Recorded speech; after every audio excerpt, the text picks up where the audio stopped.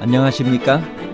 인생의 복잡한 문제들을 말씀으로 단칼에 해결해주는 김종근 목사의 쾌도 남마입니다.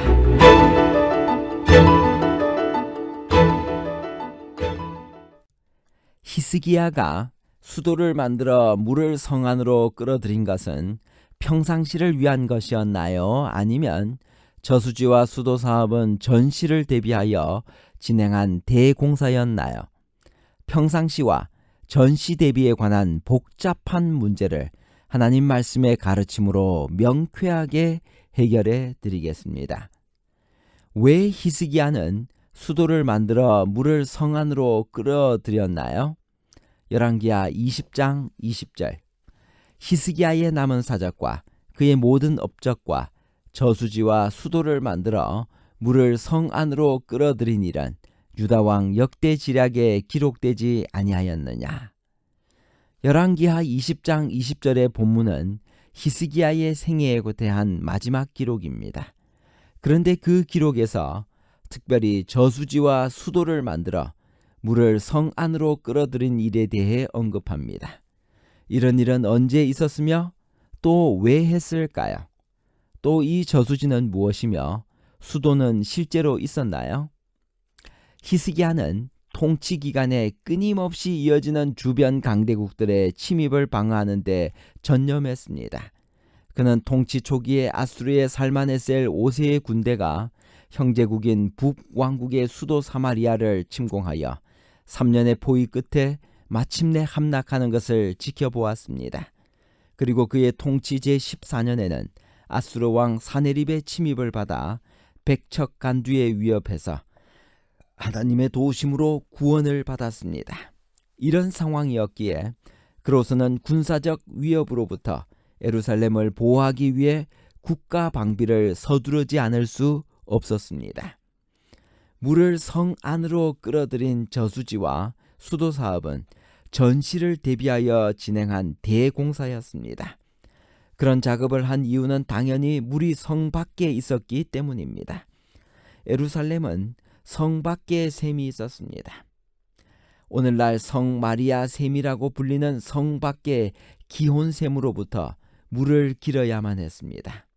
평상시는 문제가 없지만 전시가 되면 상황은 심각했습니다. 처음에는 전쟁이 날 때 모든 물 근원을 막고자 했습니다. 그러나 그런 대처는 성이 포위를 당하여 기간이 길어지면 성 안의 백성들에게도 똑같이 위기를 가져왔습니다.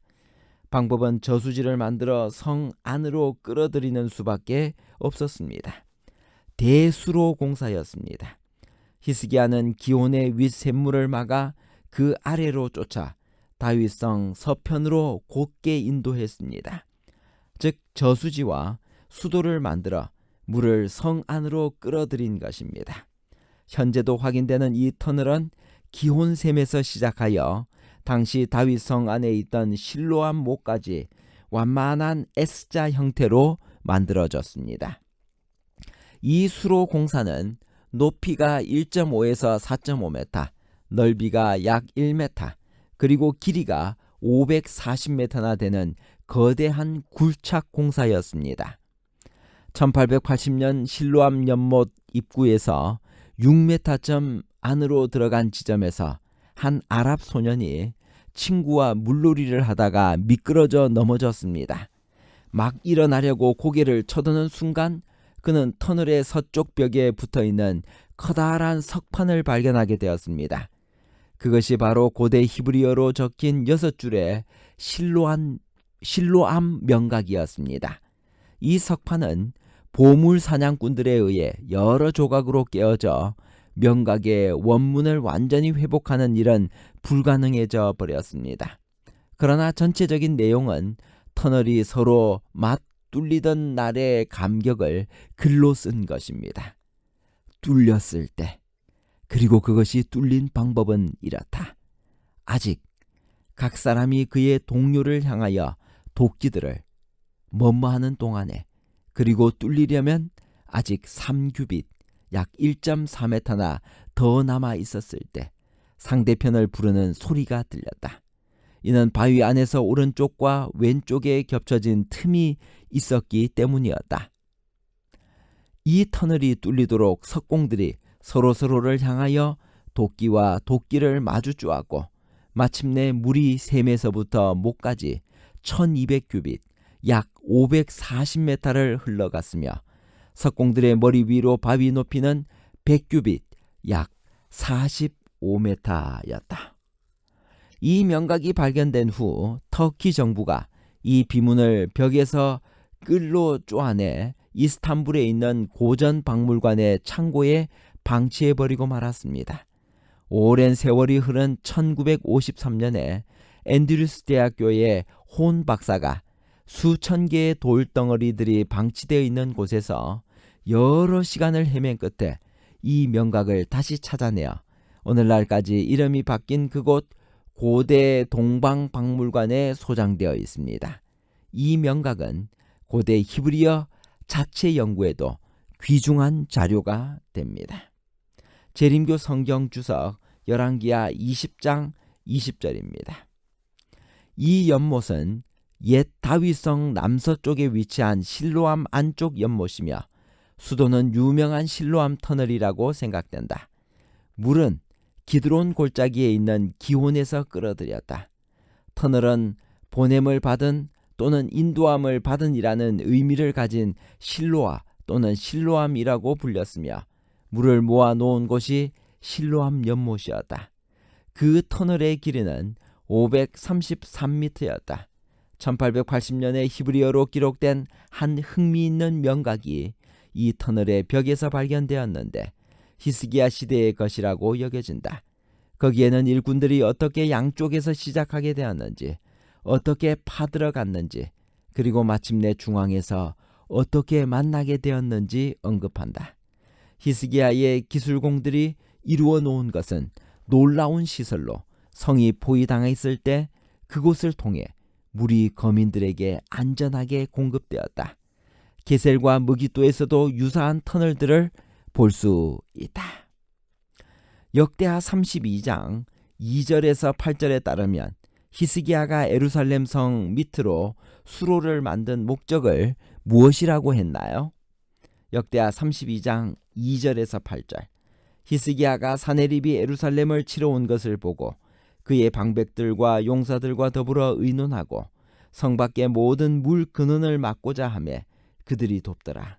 이에 백성이 많이 모여 모든 물 근원과 땅으로 흘러가는 시내를 막고 이르되 어찌 아수르 왕들이 와서 많은 물을 얻게 하리요 하고 히스기야가 힘을 내어 무너진 모든 성벽을 보수하되 망대까지 높이 쌓고 또 외성을 쌓고 다윗성의 밀로를 견고하게 하고 무기와 방패를 많이 만들고 군대 지휘관들을 세워 백성을 거느리게 하고 성문 광장에서 자기 앞에 무리를 모으고 말로 위로하여 이르되 너희는 마음을 강하게 하며 담대히 하고 아수르 왕과 그를 따르는 온 무리로 말미암아 두려워하지 말며 놀라지 말라. 우리와 함께 하시는 이가 그와 함께하는 자보다 크니 그와 함께하는 자는 육신의 팔이요 우리와 함께 하시는 이는 우리의 하나님 여호와시라. 반드시 우리를 도우시고 우리를 대신하여 싸우시리라 하며 백성이 유다 왕 히스기야의 말로 말미암아 안심하니라. 역대하 32장 27절에서 33절에 보면 히스기야 시대의 사회적 경제적 번영에 대해서 잘 알 수 있습니다. 그런데 이 모든 번영들은 대부분 BC 701년 아수르의 침략 이후에 획득한 것이니 그가 병에서 완쾌된 후 15년 동안은 실로 태평 성대를 이루었음을 알 수 있습니다. 역대하 32장 2절에서 8절에 따르면 히스기야가 예루살렘 성 밑으로 수로를 뚫어 만든 목과 수도는 아수르의 침략을 대비하여 만든 것이었음을 알 수 있습니다. 고고학자들이 증거하는 바에 따르면 이때 만든 지하수로의 길이는 약 540m 가량 되었다고 합니다. 결론입니다. 첫째, 히스기야가 수도를 만들어 물을 성 안으로 끌어들인 것은 평상시를 위한 것이 아니라 저수지와 수도 사업은 전시를 대비하여 진행한 대공사였습니다. 둘째, 히스기야의 번영들은 대부분 BC 701년 아수르의 침략 이후에 획득된 것이고, 그가 병에서 완쾌된 후 15년 동안은 실로 태평성대를 이루었습니다.